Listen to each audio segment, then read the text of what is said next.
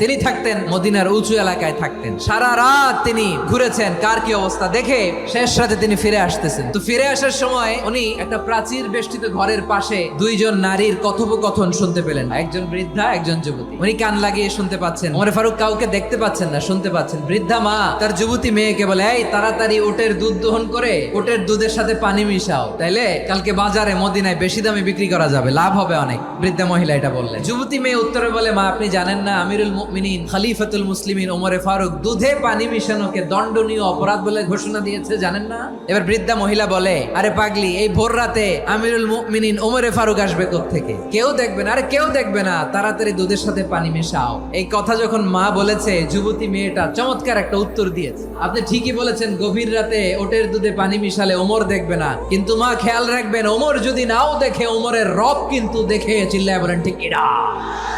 This is called তাকওয়া।